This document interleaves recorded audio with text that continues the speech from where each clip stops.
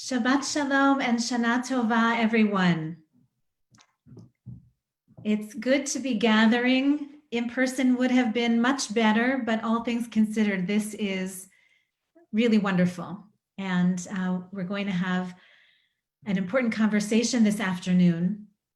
First, let me acknowledge that the land Holy Blossom Temple is situated on is the traditional territory of many nations, including the Mississaugas of the Credit, the Anishinaabe, the Chippewa, the Haudenosaunee, and the Wendat peoples, and is now home to many diverse First Nations, Inuit, and Métis peoples. We also acknowledge that Toronto is covered by Treaty 13 with the Mississaugas of the Credit. There is a Jewish custom that we can enrich our learning by dedicating our study in memory of someone who has died. And so it seems fitting that we should dedicate this study session on racism and anti-racism in Canada to the memory of Justice Ruth Bader Ginsburg of blessed memory. She was a champion of freedom for all Americans. She said, "I am a judge, born, raised, and proud of being a Jew. The demand for justice runs through the entirety of the Jewish tradition. I hope in my years on the bench of the Supreme Court of the United States, I will have the strength and the courage to remain constant in the service of that demand."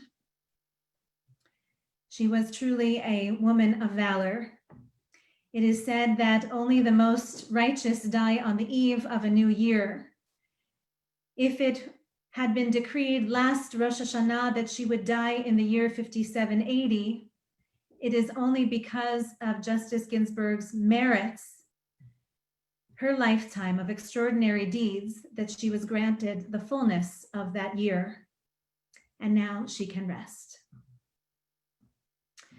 You can see on your screen, I believe, or maybe just before we started, you saw on your screen a beautiful stained glass window from Holy Blossom's historic sanctuary. Today, Rosh Hashanah is actually our 165th anniversary as Toronto's first synagogue. And in the 1930s, when our current building was built, over time, the stained glass windows were designed and installed. And one of them, those of you who are Holy Blossom members will know it well, one of them shows an open Bible surrounded by three men, each putting a hand on the open Bible. And each hand and each face is a different color. I don't know if they were modeled after real people, but certainly they were intended to represent three faiths and probably three continents. And written there on the stained glass window is a phrase from Psalm 133, Hine matov umanayim shevet achim gam yachad. How good it is for brothers and sisters to dwell together. It is our pleasure today to gather with brothers and sisters of Canada to turn our minds and our hearts to this most pressing question about racism and anti-racism in this good country, in this good province, in this good city. So first, our first guest will be Reverend Dr. Anthony Bailey. He and I first met on CBC Radio when we were called in to comment on what was then the upcoming holiday of Pesach and the holiday of Easter. And while we were only online together, on air together, maybe all of 12 minutes, I could tell right away that this was someone I needed to get to know better. This was someone of great integrity. This was someone of real life wisdom. And this was someone of great scholarship, biblical scholarship as well. Hello, shalom, Reverend Bailey. Shana Tova to you and your congregation. Shana Tova, thank you. By way of biography, and this is really just a small highlight, Reverend Dr. Anthony Bailey is the senior minister of Ottawa's Parkdale United Church, originally from Barbados and the son of a minister, I believe. He grew up in the predominantly Jewish neighborhood of Montreal. His academic degrees are in social work, theology, philosophy of religion, and ethics and culture. He has training in hospital ministry and has taught pastoral counseling at the McGill University Joint Theological Colleges and at the Theological College of the University of the West Indies in Kingston, Jamaica. The day after the murder of George Floyd, I reached out to Reverend Bailey, someone I considered a new friend, and I wanted to offer whatever words I could muster at that time. I invited him then to address our congregation, and he did not hesitate, even though he was carrying a heavy burden at that time. He joined us for Friday evening Kabbalat Shabbat services just after returning from Parliament Hill, where he had addressed the nation and the Prime Minister. Dr. Bailey is a leading religious voice in Canada, and I'm so very grateful that he is with us again today to teach us. Thank you. Thank you very much, Rabbi Splansky. In the time that I have allotted to me and the task that I've been given to talk a little bit about systemic racism, and I think that I want to begin with a positive reflection, and that is that what has been forgotten, I think, too often is the tremendous excellence and contribution that people of African descent have made. Even within the Jewish scriptures, we know of the presence of Blacks in the midst of the Jewish people and the role in which they played. One story that I love is Ebed Melech in Jeremiah is the one who rescues Jeremiah from the pit. There maybe would not have been any Jeremiah without this Black Cushite who rescued him. So the inventions by people of African descent are numerous, and they're often not recognized. The stethoscope, the bicycle frame, the traffic light, the blood plasma bag. If you have a blood transfusion or the blood bank that was invented by Dr. Charles Drew, the ancient ones, the pyramids, a lot of the first systematic extraction of metals from the earth is from Africa. There are myriad. In fact, the very technology we're using now, the search engine, the Google, and all of those things that we think of, was invented by or created by Alan Emtich, who was in 1990 a computer science student at McGill University, and he never sought patent. He just wanted a way to create an opportunity to do that. So I wanted to say that before we get to the notion of how this all got disrupted and how we got off course. And it has to do with the Western European white philosophers who created the invention of the myth of race. And that's what's haunting us even to this day. I'll just share a few quotes. Immanuel Kant, one of the chief proponents of race as a social category of value, wrote, "Humanity is at its greatest perfection in the race of the whites. The yellow Indians do have a meager talent. The Negroes are far below the lowest." David Hume, another Scottish philosopher, said, "I am apt to suspect the Negroes in general and any other species of men to be naturally inferior than the whites. There never was any civilization, any nation other than the complexion of white that made any eminent contribution." So when you have this kind of justification for the dispossession of people of African descent in the transatlantic slave trade, we have a context for which the systemic racism that came to Canada came out of. So as the Europeans came, their encounter with the indigenous people who welcomed them and offered support, especially navigating through the winter and so forth. But that relationship was unequal because of the assumptions that were being made by those who came, who had bought into the notion of the superiority of whites over everyone else. And it has caused tremendous hardship. The settler attitude, the broken treaty arrangements, the Indian Act in 1876 that's still in effect, residential schools, the 60s scoop. We know that, for instance, even most recently, 80% of what is given to the rest of Canada in terms of education is allotted to the Indigenous community. Water insecurity, over and over. These are the systemic natures of inequity that we find all over. And the other thing is that when we think about the institution of Canada and how Canada related to non-white peoples, we see that at every turn, there is some kind of circumscription. There's some kind of policy or law that circumscribes them. And I'll share this with you. We know that, for instance, African slavery and the enslavement of indigenous people happened in Canada also. So we have this long history of systemic racism that we have not acknowledged. We think of the United States and the slavery that is egregiously described there, but Canada for over 200 years enslaved Blacks and indigenous people. Some of our Canadian politicians, some of the Roman Catholic priests openly held slaves. In fact, the experience for Blacks was so difficult and so appalling that some of them actually escaped to Vermont. Would you believe that? In 1777, there were a number of Black people who escaped to Vermont because Vermont was the first territory in the United States to abolish slavery, long before the British Empire did in 1834. And so what you find is that you look at what's happened, say, for instance, with the Chinese. The Chinese came and practically built the CPR. From 1881 to 1884, 17,000 laborers. But as soon as it was completed, then the Canadian government slapped a head tax on the Chinese immigrants, collecting over $23 million between 1885 and 1923. We think also of the Japanese who were interred, who came.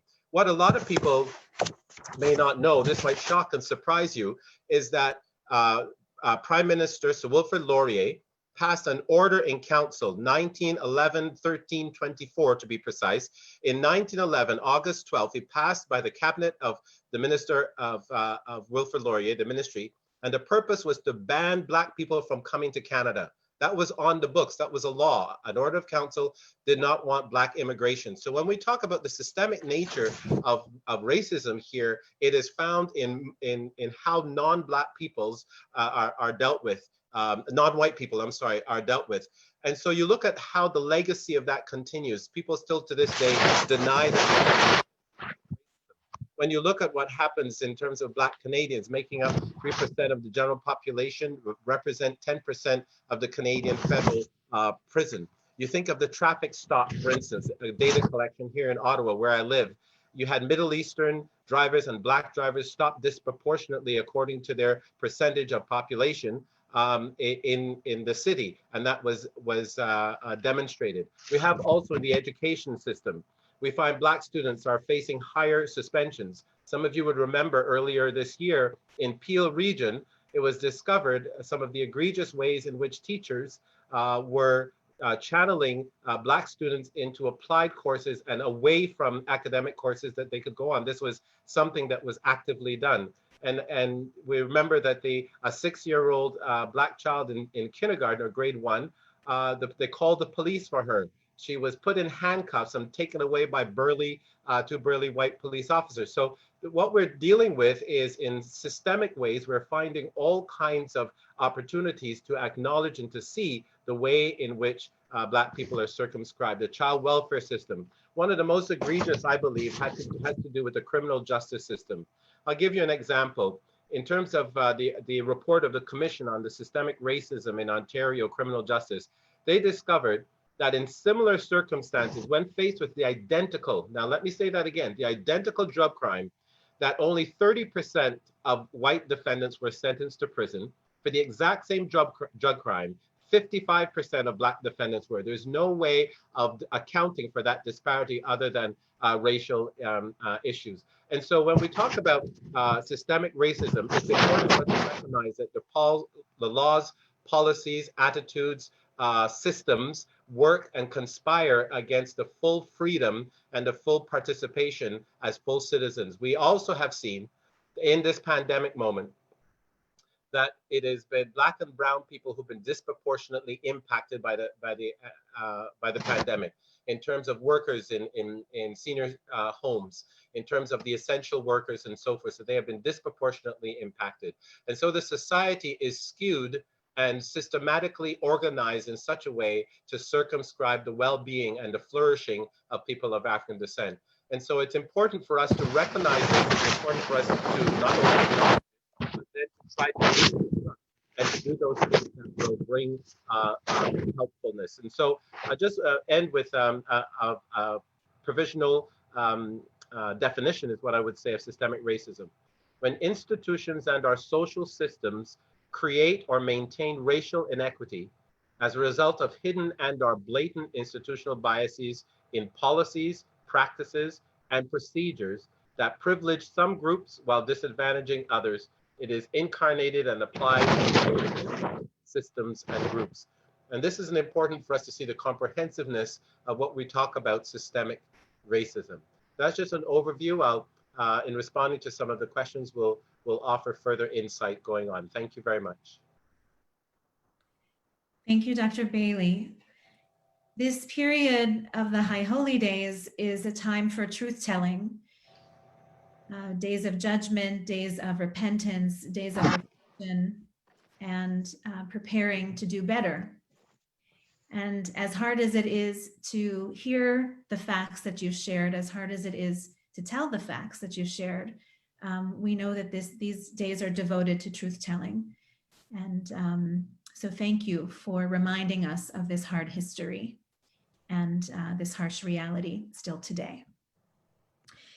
To introduce our esteemed panel of elected officials, it's my pleasure to call forward Tema Smith. Most from Holy Blossom remember Tema as our former Director of Community Engagement. She's currently the Director of Professional Development at 18 Doors and a contributing columnist to The Forward, as well as other important Jewish and general publications. For many years now, Tema has been a leading voice for North American Jews of color. And since the murder of George Floyd, she has been working diligently to educate people about racism and anti-racism, both within the Jewish community and in the general societies of North America. For this important and heavy work, we honor you, Tema, today, and we invite you to introduce our esteemed panel. Thank you so much for the kind invitation to introduce the panel. It feels like a homecoming to be with you all for the high holidays, and may it be in person again sometime soon. I just want to begin by saying that as a Jew of color, as a biracial person, it's really moving and meaningful for me that my congregation has actually right away, when the clarion call of that came out after George Floyd's murder was sounded, was right away saying, what can we do and how can we do it? And you know, this is a congregation that is not a stranger to racial justice work. It's a congregation that's not a stranger to showing up in hard fights. And so for that fight to be a fight that's personal to me, you know, the daughter of a Black American, especially, and somebody who's worked in equity in Canada and a family that cares deeply about these issues, it just is so moving to me, and I'm grateful to have been invited to introduce this fabulous panel. So without further ado, I will introduce our panelists. The panelists today are all the elected officials who represent the riding in which Holy Blossom physically sits. So while of course our congregation is geographically diverse across the city and beyond, when it comes time to speak to the people who represent us at all levels of government, the elected officials for the Toronto St. Paul's riding are, of course, the logical pick to have with us today. So we have no strangers to our congregation. All have been with us on many occasions. Beginning, of course, with the Honorable Dr. Carolyn Bennett, who currently holds the title of the Minister of Crown Indigenous Relations, who serves in the federal government. She's been serving since 1997 in the House of Commons, and in her current portfolio, which is a newer ministry within the federal government, she is responsible for overall relations between the federal governments and the First Nations, Métis, and Inuit. Before taking on this portfolio, she's held roles like Minister of State for Public Health, as well as Critic for Public Health, Seniors, Persons with Disability, Social Economy, and Aboriginal Affairs, which is a ministry that no longer exists, having been replaced. Prior to being elected in '97, she was a family physician and founding partner of Bedford Medical Associates in downtown Toronto. Next, of course, we have Dr. Jill Andrew, who is serving as the MPP for Toronto St. Paul's. She is the culture critic for the Ontario NDP and the women's issues critic as well. She is a member of the Ontario NDP Black Caucus, which is the first of its kind in Ontario legislative history. I had the privilege of being there for the launch of it, and it's just a very exciting moment. She also sits on the Standing Committee for Public Accounts. Jill is the first Black and queer person to be elected to the Ontario legislature, and as far as we know, to any elected position in Canada. She holds a PhD from York University's Faculty of Education and is an award-winning educator and a former columnist, equity and body image advocate, speaker, and writer. And of course, Josh Matlow, again, we know well. He was with us on Yom Kippur last year. I remember greeting him at the door. He is our city councilor, a community advocate, and he serves in the recently redistricted riding. And before serving on city council, he was a school board trustee from 2003 until council in 2010. As a community advocate and city councilor, he's fought for the protection and expansion of local parks and public space, high quality and affordable childcare. He's fought on behalf of tenants who need a strong voice, and really advocates for evidence-based transit, supporting local business areas, farmers markets, arts and cultural events, revitalizing neighborhoods, and improving the official plan to prioritize residents over developers. And I could go on about the various things he does, but the one thing that I did want to just sort of highlight before I turn it over is that his approach is really a strong, independent, and fact-based perspective to all of the policy debates, which he most recently brought to a well-publicized motion to reduce funding to the police by 10% over the summer, along with Councillor Kristen Wong-Tam. So without further ado, I'd love to pass the microphone back to Rabbi Splansky, who will be moderating this illustrious panel of our fantastic elected representatives. Thank you, Tema.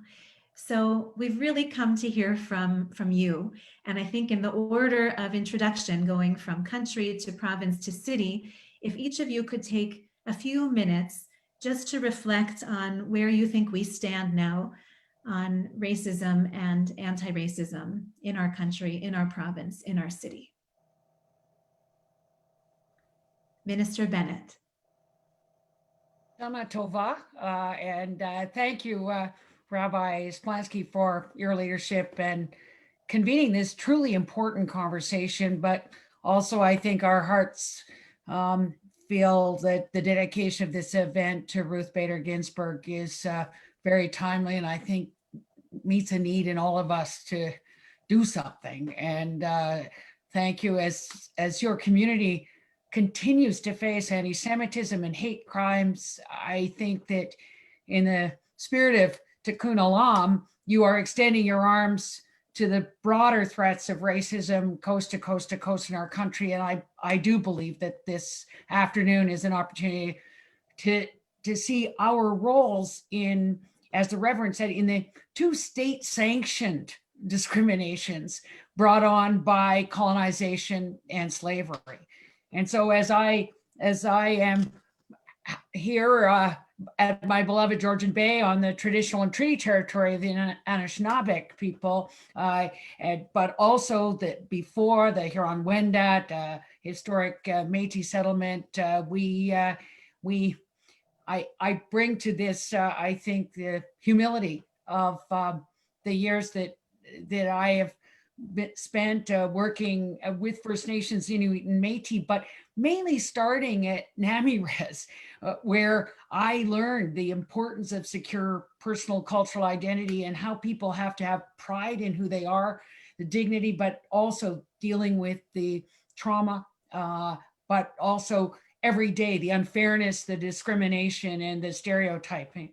But I think that, we are blessed in Toronto St. Paul's that we have such important resources, that whether it's immediately going to talk to Albert Wagan at St. Clair and Vaughan after the George Floyd murder, and remembering the horrible incidents that had happened to Albert in a bank lineup, and really how deep and lasting effect that it had on him.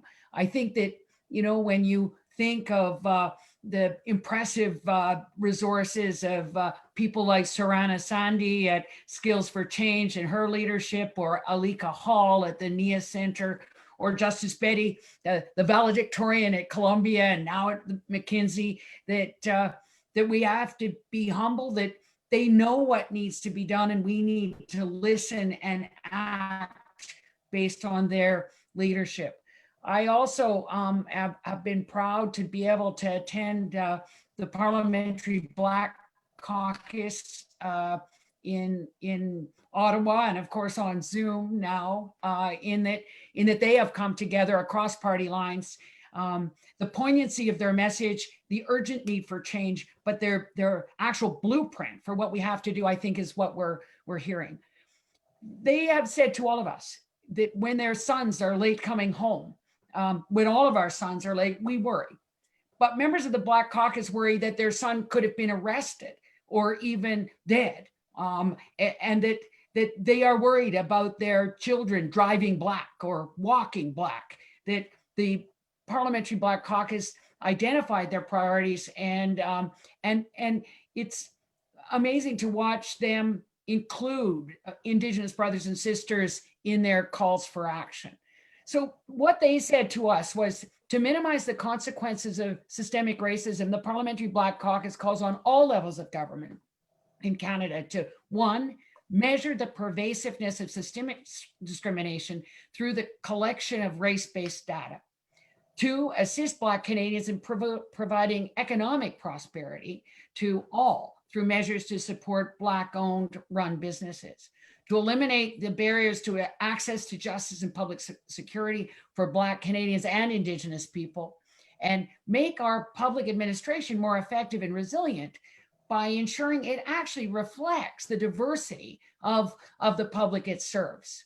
And finally, to recognize and support the artistic and economic contribution of Black Canadian culture and heritage.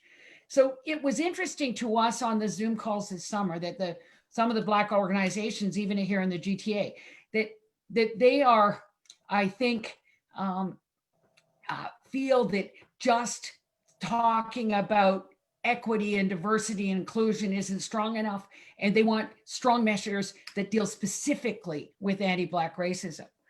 This summer, Rabbi has also brought to light many other discriminations, and every Thursday night I do a call with some of the Indigenous physicians on the front lines of COVID. It's heartbreaking to hear the stories. Their patients are afraid to go to hospital because of the racist treatment they've had. One of my friends was called a drunken Indian by a nurse this summer. She had a massive epileptic seizure, and being post-ICL was having trouble walking.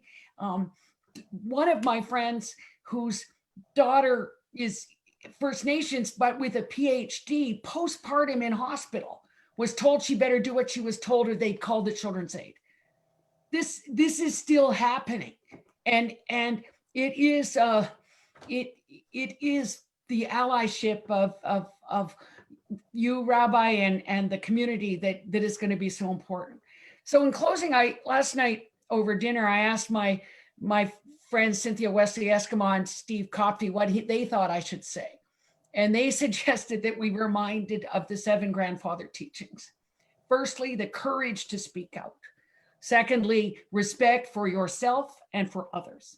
The humility that we are all human and we are all learning every day. We have to be honest with our struggles. And when we speak of truth, we have to hear others' truth. And then to love one another in terms of the empathy, the gestalt that allows us to walk a mile in the moccasins of others. And finally, the wisdom that comes with making mistakes, learning from them, and every day vowing to be better. So we believe that, as the Reverend said, this is a systemic problem. Minister Blair says there aren't enough bad apples to account for the unacceptable gaps in health, education, and economic outcomes. That's what systemic racism means. And we can and must do better. And thank you to Holy Blossom for your leadership on the journey of true reconciliation. Thank you, Minister Bennett. And now we'll turn to you, MPP Dr. Andrew, some opening reflections on where we stand on racism and anti-racism in our province. Wait, if you could just unmute, we want to hear every word. There we go. Thank you so much, Rabbi Splansky, for having me. And Reverend Dr. Bailey, thank you very much for your words. I wish everyone who is listening a happy, sweet, and good Rosh Hashanah. I know we are celebrating this differently this year because of the pandemic, but we are still together. We are finding creative ways to be together and creative ways to embrace family virtually. So I'm appreciative to be here today.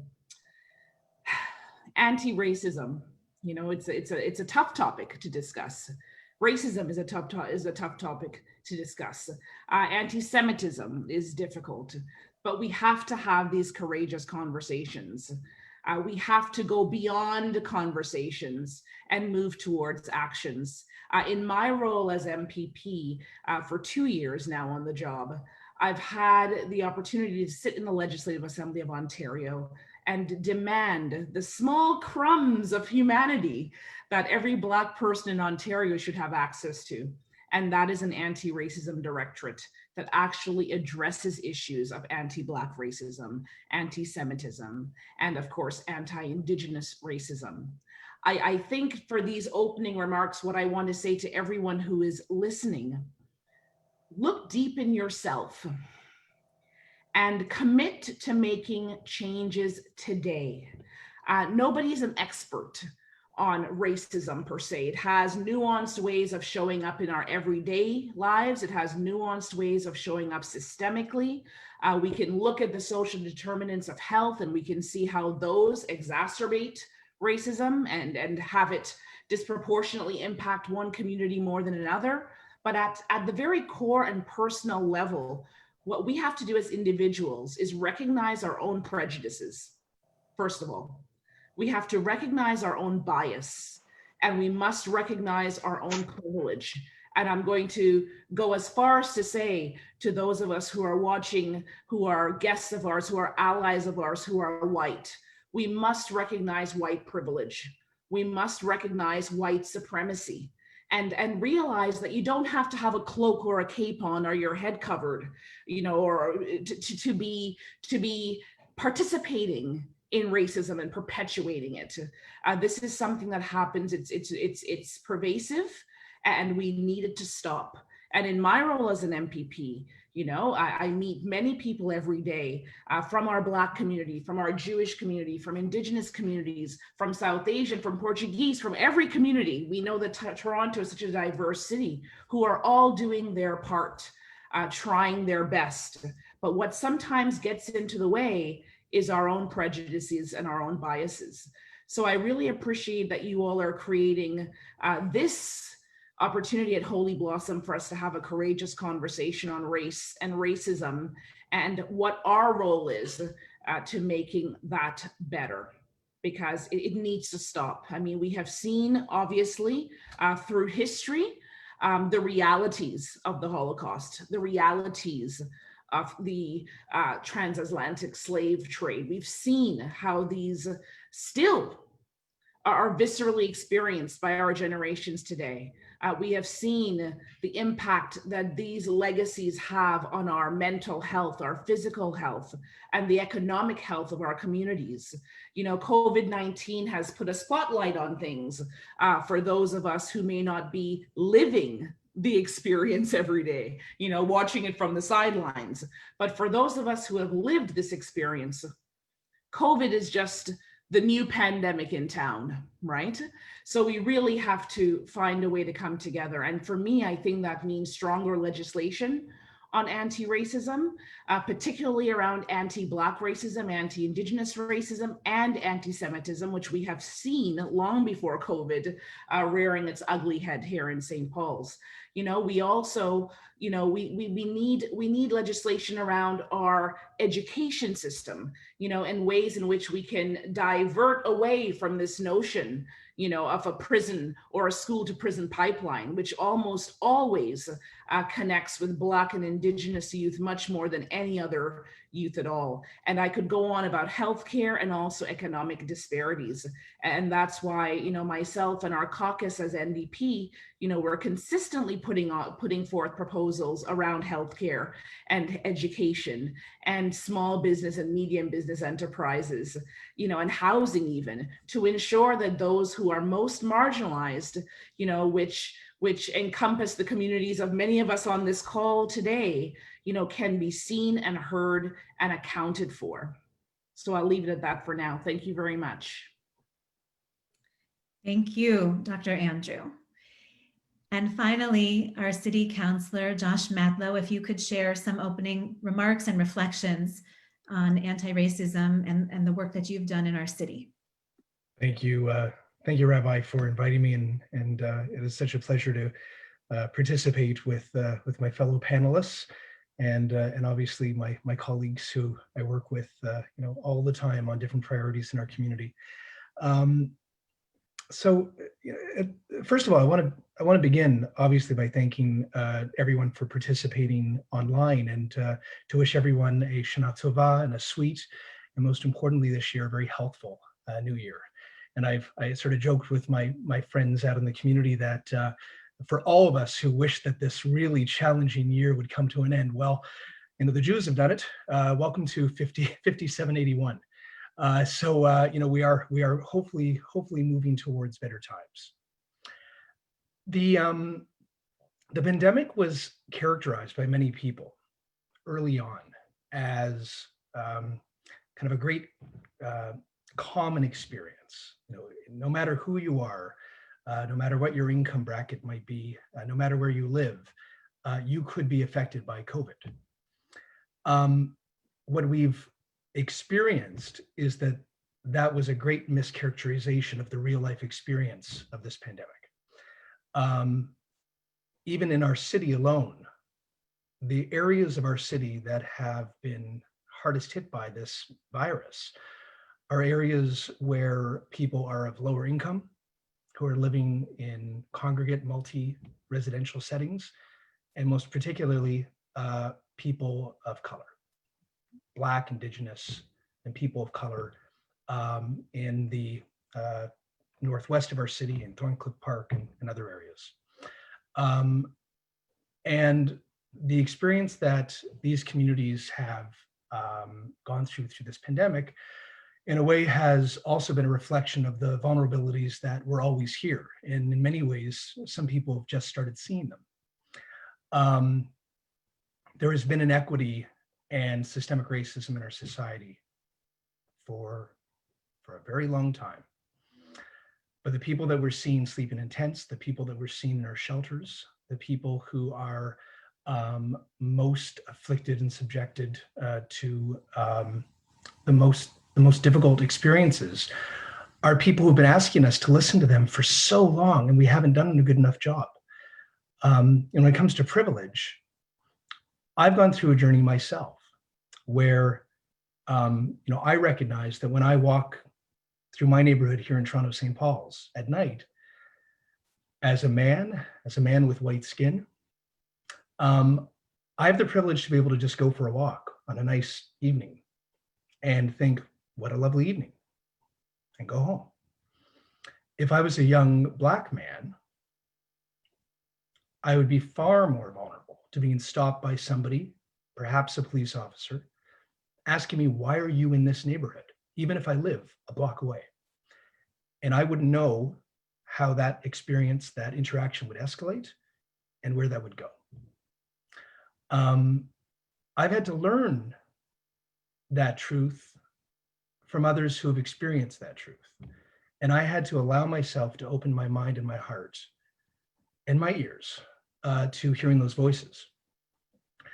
The reason that I moved the motion to create the Toronto Youth Equity Strategy years ago is because we saw more and more young Black men in particular, along with others, either being involved in crime or being the victims of crime in our city.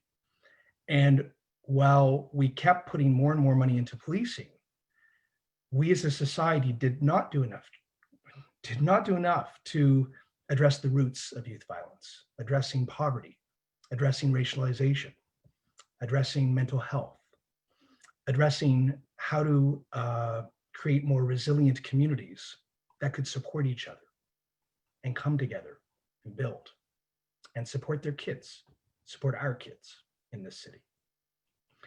And so the reason that then Councillor Wong Tam and I moved a motion to, we used the word defund because that was the word of a movement.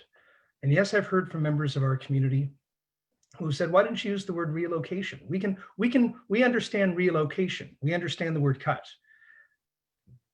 Sure, we can use those words. If we're active listeners, we listen to the words others use. But ultimately what it's about and what this movement is about, what I believe in now. And I admit that only if several weeks ago, I would have called it radical too.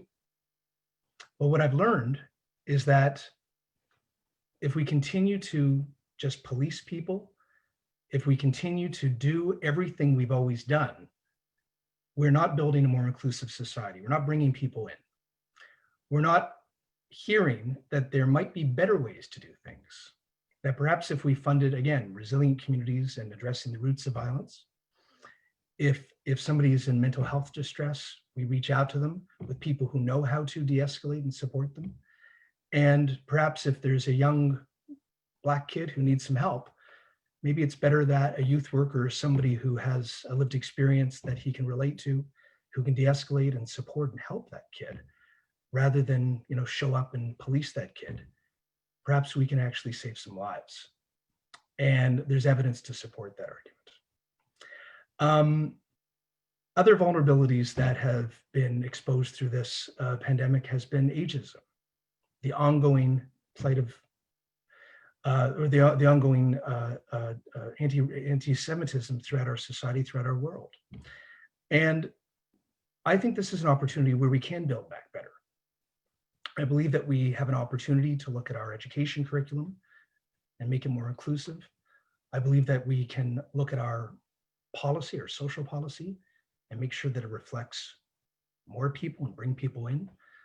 I believe that we as a community can look at how we can contribute, whether it be through tzedakah, whether it be listening, and rather than get into lashon hara or slander or just blocking ideas that may be radical or threatening to our worldview, we allow those ideas in, and perhaps we'll learn and agree with some of them. I'll conclude by saying that this is a year for reflection. We're celebrating our new year, but in a few days from now, we'll also Rabbi Yom Kippur. And it'll be a time to really reflect, as I think all of us have done through this pandemic, about how we want to be better. How can our society be better? And I've just come to the conclusion that if we all come from a place of kindness and empathy, if we don't see people as others, but we recognize the humanity in each other, and if we support policy that, like Councillor Wong Tam always asks us to do, look at everything through a gender and equity lens, and really think about how we can build our society for everyone, not just a few of us who have had that privilege and power historically, we will build back better. And I believe that if we empower others, they will be there to empower us when we need them, because really we're all us. And I thank you for your time. Thank you, Councillor Matlow. We're going to move now to some question and answer. I've prepared some questions today, too many. Actually, we're not going to get to all of them, but I also want to make sure that those who are watching from home also have a chance, if they wish, to send questions in the comments section. And with the help of Deanna Levy, our amazing Director of Communications, we'll draw from those as well. So on Zoom, it's a little bit awkward not knowing who wants to speak when. I'm going to suggest that for this first question, we hear from Reverend Dr. Bailey first, and then whoever would like to follow just, raise a hand or jump in. Somehow we'll find a rhythm where we aren't stepping on each other's toes. So you mentioned Yom Kippur is coming. That is, of course, the holiest day on the Jewish calendar. And we will read then from the book of Isaiah, where it is written that God says the following: "Cry out with a full throat, do not hold back. Let your voice resound like a shofar, like the ram's horn. Unlock the shackles of injustice, loosen the ropes of the yoke, to let the oppressed go free, and to tear every yoke apart. Then shall your light break forth like the dawn, and your healing shall quickly blossom." My question is, how do you recommend that we at Holy Blossom, citizens of this good country, this good province, this good city, raise our voices like a shofar? What is the best way for us to cry out with a full throat to ensure racial justice for all Canadians?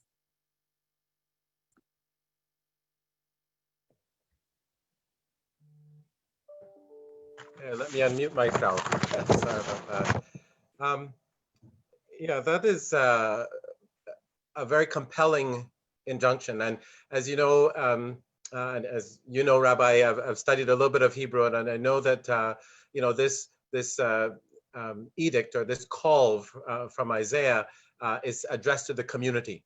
So each of us has a responsibility, but I think collectively we leverage our community capacity to not only, and I want to use, because I want to leave room for others to speak, but I want to speak about how that full-throatedness gets expressed, gets embodied. It needs to be an embodiment, a full-throated embodiment. And that embodiment has to do with moving from allyship. So we talk about allyship a lot, and it's a problematic term. That you can have what's called performative allyship, where people show up at protests, they raise a banner, they wear a Black Lives shirt and so forth, and then go back to the rest of their lives, right? So they've done their due. And what that does, it does not ensconce in the psyche or in the community a sense of the comprehensive nature, the systemic and comprehensive nature of what that protest is.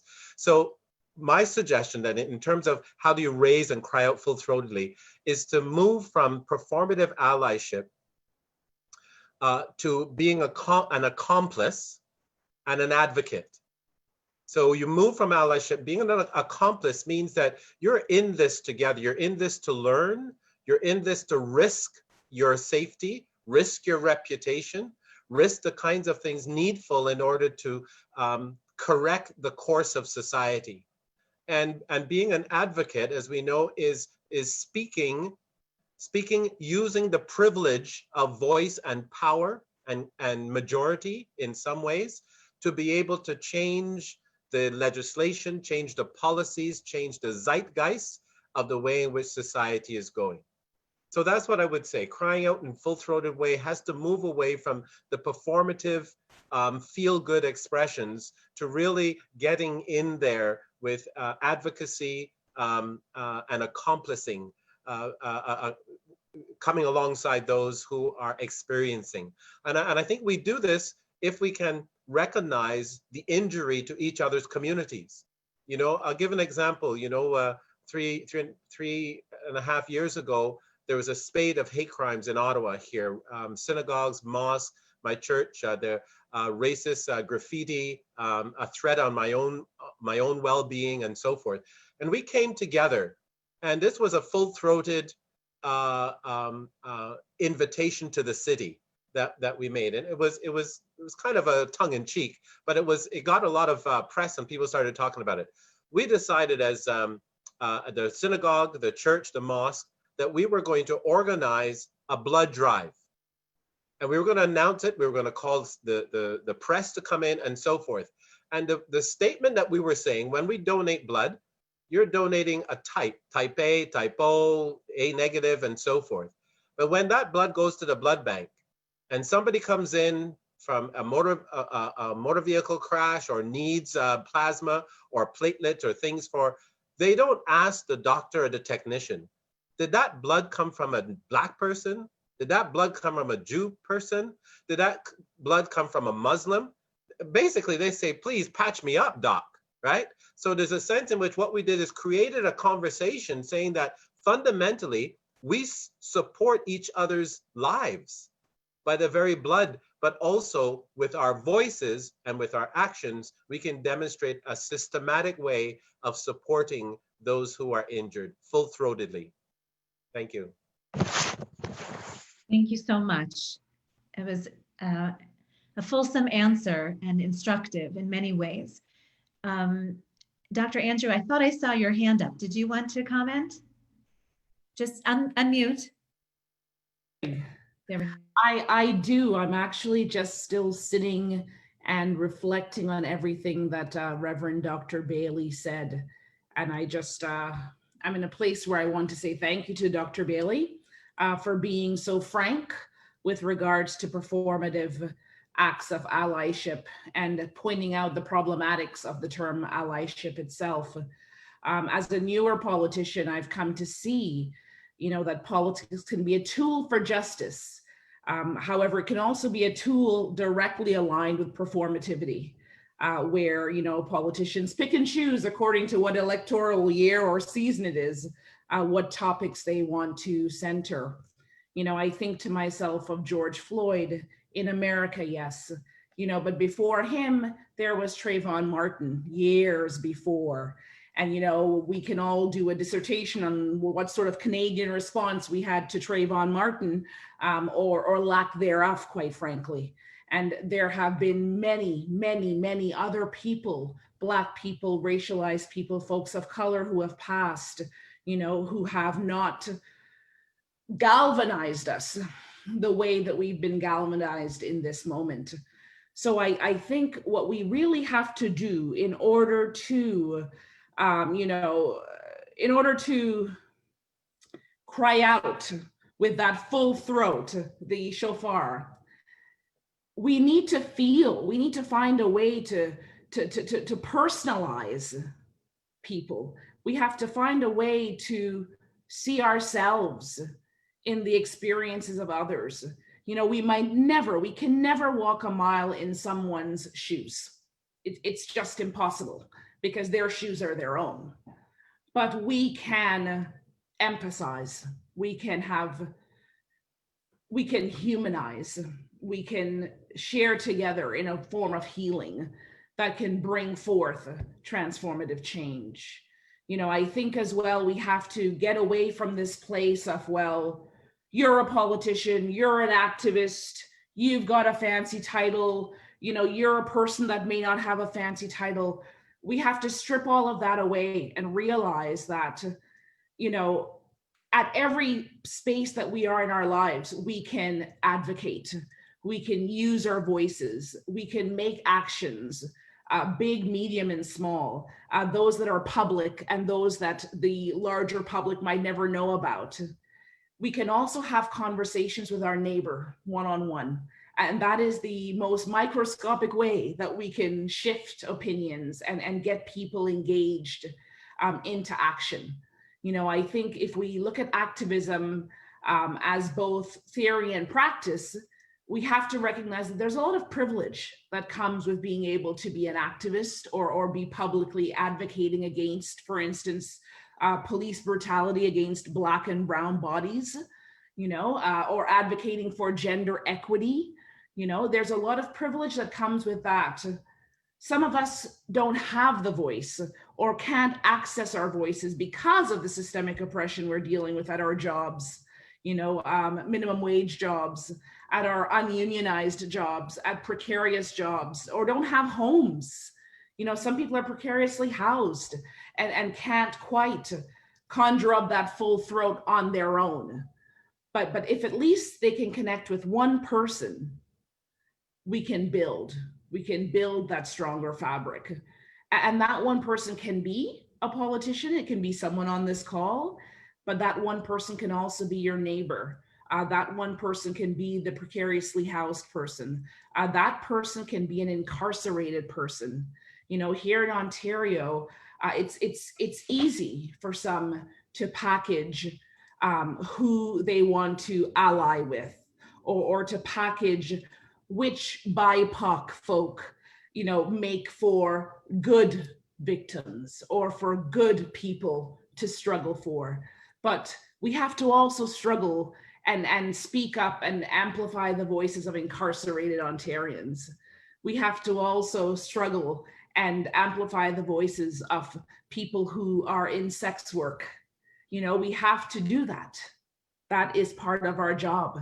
I was raised in a Christian household, and I learned that Jesus had many friends from all stripes. And I firmly believe that if we can move forth with spirituality that is rooted in equity and inclusion, as opposed to judgment, and as Dr. Bailey said, performative allyship, we will go a long, long way in the right direction. Thank you. Thank you. Thank you. Yes, Minister Bennett, please. Thank you. And I do think that the Reverend's concept of performative allyship, we have to make sure that this isn't for ourselves. This is actually to make a better world. That this is, and June Colwood used to always say that if you're an observer to an injustice, you are indeed a participant. And I think that we've learned that watching George Floyd's murder. We watched it when people just are quiet, when they should say something, when something is unfair, to call out the unfairness. Rosemary Brown used to say that euphemisms kill, and that sometimes when we find the softer way of saying something, and instead of actually telling the truth about somebody who is not a door opener, but is a gatekeeper. And if we don't do that on the board of the daycare center or any of our other organizations, we actually have to call out one another and those that are trying to find soft words or excuses. So you are either part of the solution or part of the problem. And I think that that's what the anti-racism movement is saying. You are either anti-racism or you're part of it. And you have to be able to say that. I think the one other thing I would say in the cry out with a full throat is that we actually have to stop the savior class that thinks they can run in and fix things. We say we want people to create the space so the people affected by policies and programs actually have a voice and get to design them themselves. It has to be their solutions. And I guess as a doctor, I say I learned the hard way when it's totally inappropriate to prescribe. Thank you. And Councillor Matlow, I thought I saw your hand as well. I was going to make some of the very same points as Carolyn did, so I'm just going to pass my time because she said it so beautifully. So you know what? A good question specifically for you has come through Facebook. Maybe we could use the time this way. The question is about defunding the police. The author here has said he or she or they has heard others disagree with the idea of defunding. Could you please explain in more detail for those who are unfamiliar with what defunding the police means? I'd be delighted to. And I really think it is an important conversation to have in our community, because I've heard all sorts of different takes about what this means. And I often, and I must say this candidly, I often hear it from those who have stated what they believe it is before they've asked a question about what it is, as I think many of us do when we get into difficult conversations and emotional debates. There are people who are incredibly upset at the police, and there are some people who deeply value the police. And I often find that we get into very polarizing debates when we just get into those kind of narrow factions. There is nuance in this discussion, just as there is in the movement regarding defunding the police. My position was bashed by some who disagreed with it, and I can also tell you that there were others who didn't believe it went far enough and wish that I had gone further. There's a diversity of opinions. So what is it? To some people, it means abolishing the police or dismantling the police and creating a different type of community safety entity that doesn't have the history and the behavior that has demonstrated brutality towards Black, Indigenous, and people of color for not only recent years, but for many, many decades. And there are some who believe that we should be looking at 50% defunding, meaning reform and keep what is there, but make it better, and then take the rest of the money and put it towards communities and alternatives to policing. What I moved at council was to explore, I use the word defund, but for those ears who don't recognize the word, to reallocate at least 10% of the police budget and put it towards alternatives to policing and community resiliency. The idea behind that is this. The Toronto police budget is the single largest line item in the entire city of Toronto budget. It's over $1.2 billion. And up until recently, the Toronto City Council has had, by provincial statute, no ability to actually see the line item budget that they vote on. So in other words, imagine, if you just even look through the prism of fiscal responsibility and accountability, voting on one of the most important areas of our budget, a service that impacts people's lives and community safety, and is the single most expensive line item, well over $1 billion, your councillors haven't been able to actually read what we are putting money towards, which is absurd. No other area of the budget, anyone would consider that to be reasonable.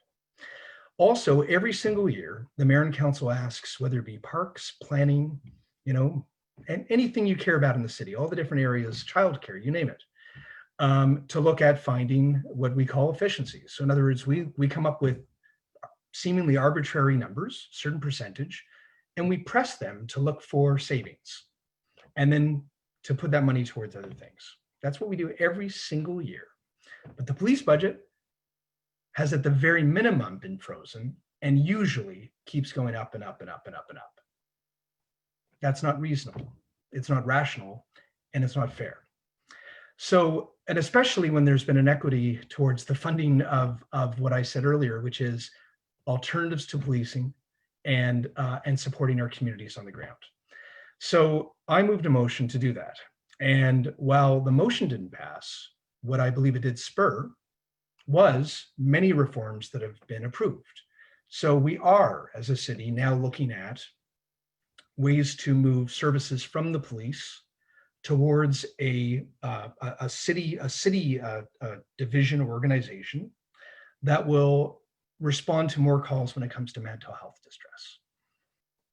Even, I have cops come to me, sometimes quietly, but they will say to me, we're not social workers. We're not therapists. Like we're not actually the ones trained to de-escalate and care for and help an individual who's in distress due to mental health. In fact, when we as police officers show up with our uniforms and our guns, the very fact, not our intention, but just that very fact can escalate a situation rather than bring it down and resolve it. And when you do that, you're both protecting the community, but you're also caring for that individual. In fact, both are the same. Both are the same. So I know that there are some people, and perhaps I can address directly the people who have called and written and tweeted and put on Facebook disparaging remarks around defunding the police. if the root of what you are writing is because you value the work that police officers do, or that you don't want every police officer to be called a racist, and you don't think that's fair, I agree with you. I value the work that many of our officers do. I don't believe every police officer is a racist. In fact, they're not. But there is systemic racism in the police, like there is in most institutions, if not every institution in our society. And if we don't accept that and work together on either reforming and improving, or in some cases changing and replacing the institutions that are here today that are not equitable to everyone, then we do a disservice to our neighbors, we do a disservice to our family, and when we are not fair to others, we are not fair to ourselves.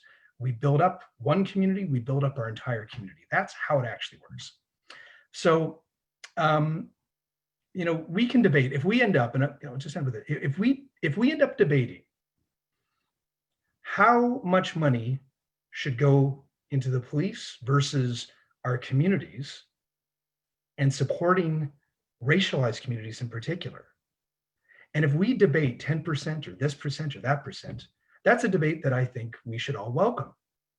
The problem is we weren't having that debate. We were simply not funding our communities well, and we kept putting more and more money in the police, and that's not reasonable.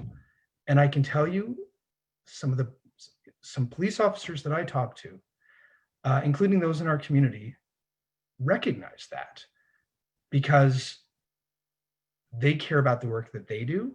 We call on them when we need their help, but they also know what they're not supposed to be doing. And many of those calls that they get, they're not the ones trained, they're not the professionals. And we need to actually look at improving community safety for all of us, and have the courage to look at the best ways to do it. And yes, it's a difficult debate, but let's cut this stuff out about sort of, are you pro this or anti that? It's not that simple. It's nuanced. And I think that thoughtful people can have a conversation that holds many thoughts at the same time. Thank you, Councillor Matlow. I hope that was clarifying for whoever asked the good question. So I have another question now. And again, because I like to talk Torah with Reverend Bailey, maybe you would be the first to respond.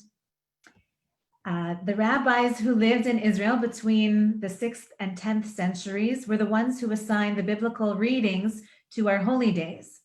Remarkably, they assigned to Rosh Hashanah to this day the very intimate story of an Israelite woman named Hannah, who, according to the first book of Samuel, believed herself to be infertile. She could not realize her full potential. Reasons beyond her control held her back from her dreams. She goes to a holy site and prays silent prayers. The text describes that her lips were moving, but no sound came out from her mouth. Eli the priest, a man in a position of authority and power, observed her and falsely assumed that she was drunk. He shamed her in her hour of suffering, but her name, Hannah, means grace and dignity. So my question for our panel today is rooted in the fact that it is well studied and well reported that women of color suffer even greater discrimination and inequity than men of color. What can be done about this intersectional discrimination?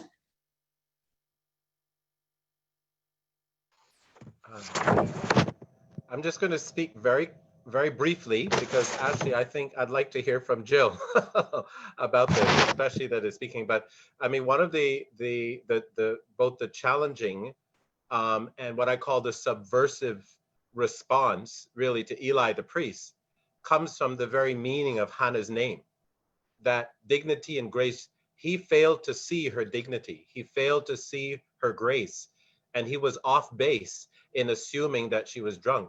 And so not only her identity, but her assigned name and personhood protested against his assumption and challenged the, and if I can use anachronistically, the sexism that was meted out on her. So I think that this is one of the ways in which Hashem demonstrates the capacity to subvert even those who are chosen to be holy, to subvert their ignorance and to subvert the wrong that they perpetrate on others. But please let me throw this to Jill. I'd love to hear from Jill. Thank you, Reverend Bailey. As I was listening to Rabbi Splansky, I was thinking about a report, and I want to get this right. I believe it was the YWCA did a report on the hidden victims of gun violence. They were speaking particularly to Black women and racialized women, or speaking of the experiences and the weathering and the mental anguish of losing a loved one to forms of violence. And what I took from that is women, especially women of color, are often the bearers of culture. You know, they are the ones that have to, you know, transfer tradition, transfer parental expectations in many cases. We know here that, you know, 80% of sole parent households are run by women, right? They're also expected to work hard in their jobs. And we also know that most women, especially women of color, aren't accessing equal pay and aren't necessarily in positions of quote unquote decision-making power in their everyday jobs. So I feel as though all of this comes to the fore where women are sometimes seen, but they are not heard. We're not heard. It is easier to see the spectacular violence, you know, against Black men, for instance. I mean, it's the reason why, you know, we as the official opposition in Ontario, and, you know, sadly so, we're the only party that came up with, you know, an end police violence, you know, reinvest in community platform, you know, that saw this violence that was happening to predominantly Black and Indigenous men. But putting that aside, we often forget the voices of women, the voices of those who are on the sidelines. So I do think that adopting a gender equity lens, which I know Councillor Kristen Wong-Tam has certainly spoken about for quite some time. That's actually one of the first motions that I put forth in the legislature, to adopt a gender equity lens, an intersectional gender equity lens, so that any legislation coming out through the government, or even the official opposition of that, would be analyzed for its potential to disproportionately impact women, especially women of color, disabled women, queer and trans women, and other precarious women on the sidelines of society. And really, I, you know, even in me saying on the sidelines of society, you know, we need to recenter society, you know. These are the voices of people who are not often heard, you know, and they need to be centered. You know, I think about many of the small business owners, you know, in Little Jamaica. I think about many of the small business owners right here in St. Paul's, you know, who have had a disproportionate impact because of COVID-19. You know, because of political things, hot potato political items like the Eglinton Crosstown, you know, where you've had governments over 10 years that just can't get it right. And then all these businesses are still falling into the cracks. Many of those businesses are women-led. And many of those businesses represent families that are sole parent-led by women, you know? So I think it's important that we recognize that the interplay of misogyny, the interplay of sexism, or even misogynoir, you know, which is sort of misogyny and sexism and racism coming at the fore for Black women and racialized women, that needs to be taken into account when we talk about patriarchy. Because historically, when we think of patriarchy and sexism, most people, you know, as Angela Davis said, usually thought of white women. But we have to recognize that sexism, you know, impacts Black women too. It impacts Indigenous women. It impacts Jewish women. It certainly impacts trans women, you know, who also have the dual impact of transphobia. to deal with as well. So all that to say this, intersectionality, it's not about additive ways of addressing oppression. It's not soup where we're adding different ingredients. It's really about recognizing how our multiple social identities, whether that's race, whether that's our class and our postal code or our economic reality, our gender, our disability, our ethnicity, our linguistic diversity, how all of those pieces come to the fore to impact who gets access to a job, who gets to live or rent where they want to, who gets into that prestigious school and who doesn't, who is mistaken for a waiter at a restaurant, which I couldn't count how many times that's happened to myself, or other folks, right? These are the kinds of conversations we have to have. If I can be very, very, very personal, I would also say that women of color are often thought of as being made out of Teflon. Especially Black women are seen as, loud, bold, assertive, and yes, we are, but we can also feel, we're also people, and racism and sexism hurts, so when I stand in the legislature, debating on racism or debating on sexism, when I'm standing in the legislature, talking about our end police violence strategy, talking about our need and desire to have a gender equity lens, talking about the housing crisis and the homeless crisis, all of which I'm saying, we debate with the government and we demand the government see that this has a disproportionate impact on racialized communities, often women-led. And I'm called angry or aggressive or told that I'm a bully or told that I'm rude. These are all manifestations of Eurocentrism. It's manifestations of racism. It's manifestations of anti-Black racism. And frankly, as I said earlier, of white supremacy that seeks to put this gal in her place. And anyone who knows me knows that I'm a person who refuses to be silenced, and I refuse to be put in my place. And I think that that's what all of us have to do as community in St. Paul's, our province, our country. We have to resist, and we have to resist hatred however we can. Thank you, Rabbi, and thank you, Dr. Bailey. Thank you, MPP Andrew, and thank you for being courageous enough to speak personally as well.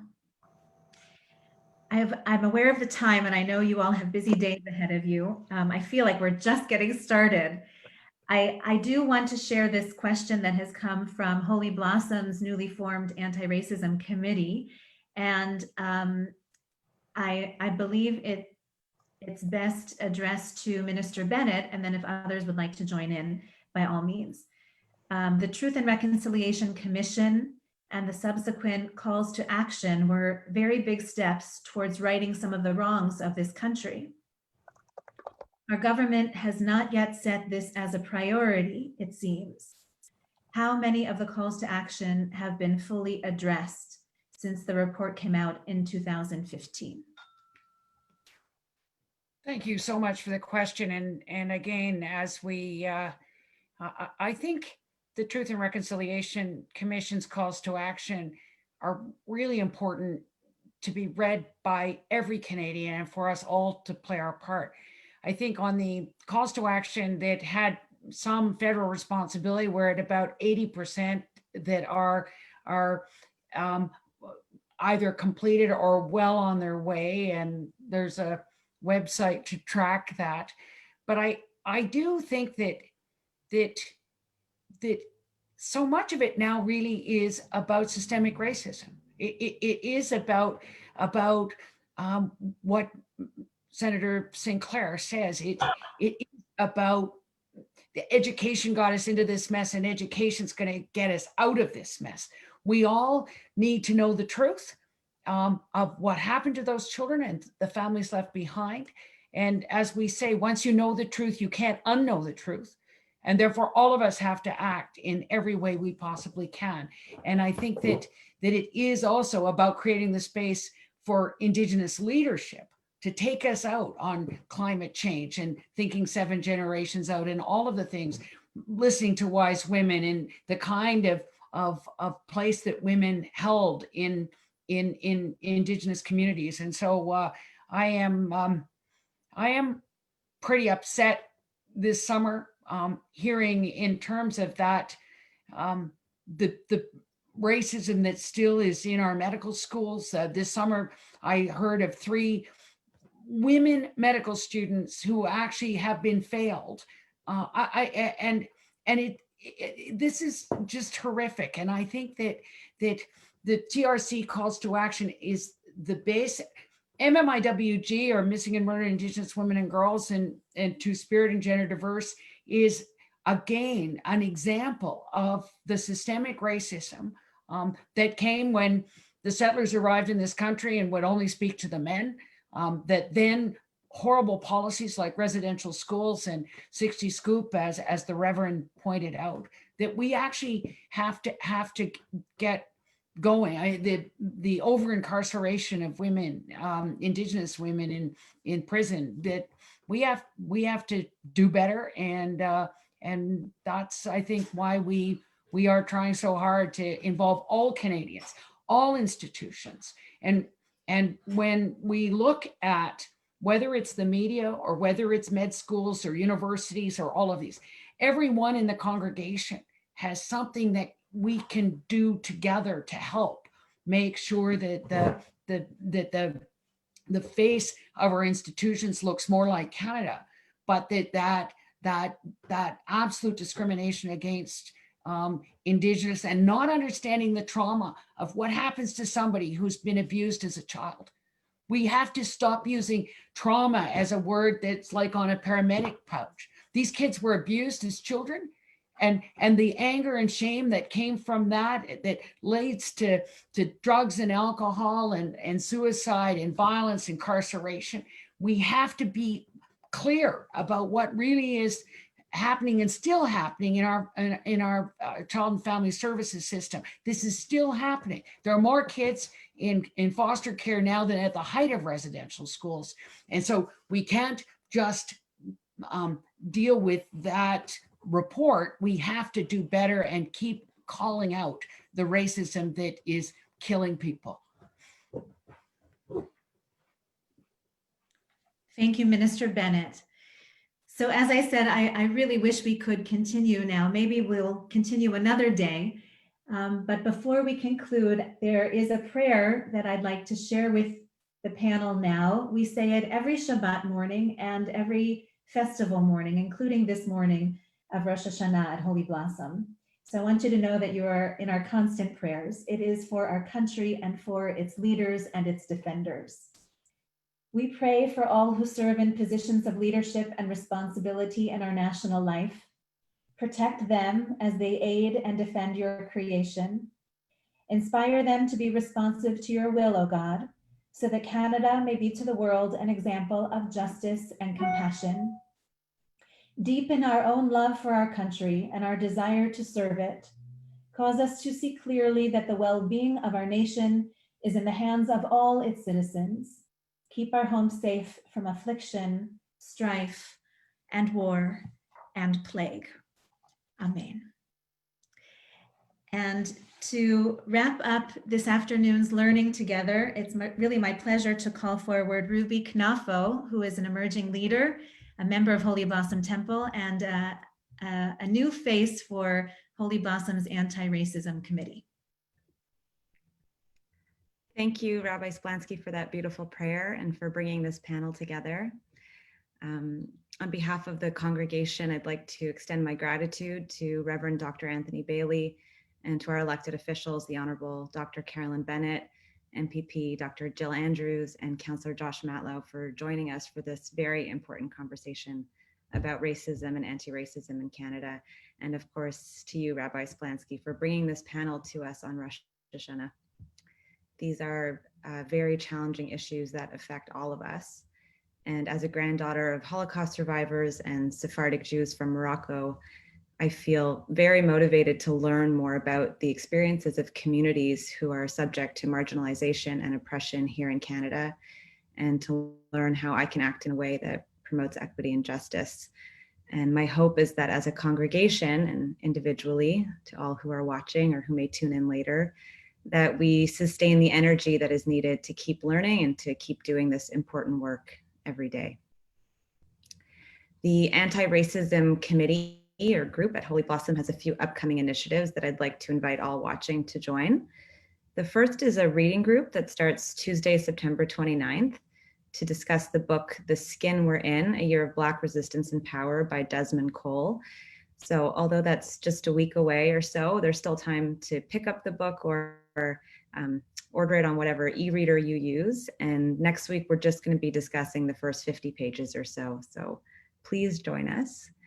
And I invite you all to also please stay tuned for other educational programs and lectures on racism and anti-racism in Canada. And last, the Women's Advocacy Group presents a Zoom webinar on unconscious bias on November 4th at 8 p.m. So that's next week for the reading group, and then November 4th for the Zoom webinar on unconscious bias. And all of these are listed on the website. So I hope that you can join in. And thank you again to all of the panelists and moderators. Lashana Tova to all. Thank you so much. Gratitude and admiration for all of you. Shana Tova, Shabbat Shalom, Holy Blossom, right, virtual hugs. Shabbat Tova, everyone. Be well.